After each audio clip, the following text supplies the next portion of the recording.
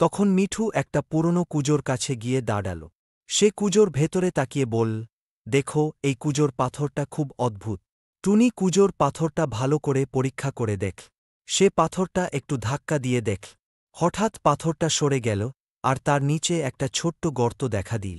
তারা তিনজন মিলে গর্তের ভেতরে তাকাল। গর্তের ভেতরে একটা ছোট্ট বাক্স ছিল। তারা বাক্সটা বের করে খুল। বাক্সের টুনি আর বন্ধুরা হারিয়ে যাওয়া খাজানা। একদিন টুনি আর তার বন্ধুরা মিঠু আর নীলা স্কুল থেকে ফিরে তাদের বাড়ির পাশেই একটা পুরনো পরিত্যক্ত বাড়ি দেখতে পেয়ে। বাড়িটা এতই পুরনো যে এর দেয়ালে শিলিখা আর ঘাস গজিয়ে গিয়েছি। টুনি কৌতূহলী হয়ে বলল, আরে, এই বাড়িটা কত পুরনো! কে জানে এখানে কি কি রহস্য লুকিয়ে আছে। মিঠু বলল, হ্যাঁ, হয়তো এখানে কোনো খাজানা লুকিয়ে আছে। তারা তিনজন মিলে বাড়ির ভেতরে ঢুকে পড়। ভেতরে পরিবেশ ছিল।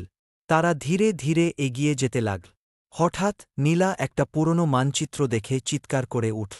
মানচিত্রটা খুব পুরনো ছিল, আর এতে কোনো জায়গায় কালি ধুধে গিয়েছিল।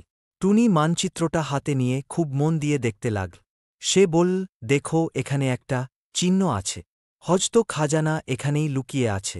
তারা তিনজন মিলে মানচিত্রটা অনুসারে বাড়ির আশেপাশে খুঁজতে লাগল।